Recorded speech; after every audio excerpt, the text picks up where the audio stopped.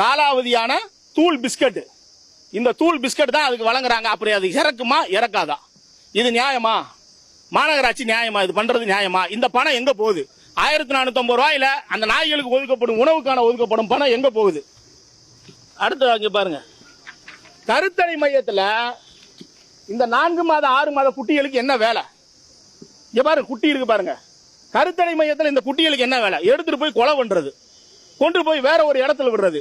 நாய் எந்த இடத்துல பிறக்குதோ அந்த இடத்துல மட்டும் தான் அதுக்கு உணவு தேட முடியும். அதனாலதான் அந்த இடத்துல மட்டும் தான் அதோட ஜீவிதம் பண்ண முடியும். அந்த நாய்களை பிடிச்சிட்டு வேற ஒரு இடத்துல விடும்போது அதுக்கான உணவு தேடுறதோ அதோட சர்வைவலோ ரொம்ப கஷ்டமாயிருது. அந்த கருத்தடை மையத்துடைய சுகாதாரத்தை இங்க பாருங்க. அந்த நாய்களோட மலத்துக்கு பக்கத்திலேயே அந்த கொடுக்கக்கூடிய தூள் பிஸ்கட் இங்க கிடக்கு பாருங்க. தெரியுதா? இது எந்த விதத்துல நியாயம்? போதுமான அளவு சுகாதார வசதியும் போதுமான அளவு கருத்தடை பண்ணுவதற்கான வசதி இல்லாத மாநகராட்சி எதுக்கு கருத்தடை மையத்தை ஓபன் பண்ணணும்? எதுக்கு அதை செயல்படுத்தணும்? அதை மூடணும் சொல்லிதான் இந்த ஆர்ப்பாட்டம் நாங்க பண்றோம். அடுத்தது இங்க பாருங்க, இந்த நான் சொன்னீங்கல்ல, இங்க பாருங்க, இந்த குட்டிகளை பாருங்க. இந்த குட்டிகளை ஒண்ணும் பண்ணணும். இந்த குட்டிகளை கருத்தடை மையத்துல எதுக்கு வச்சிருக்கீங்க?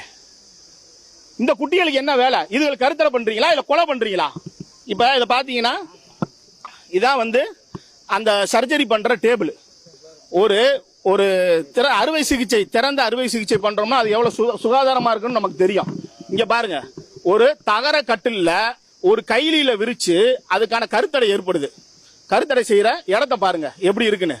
1450 ரூபா கொடுத்து ஒரு கருத்தடை பண்றது இப்படியா பண்ண முடியும்?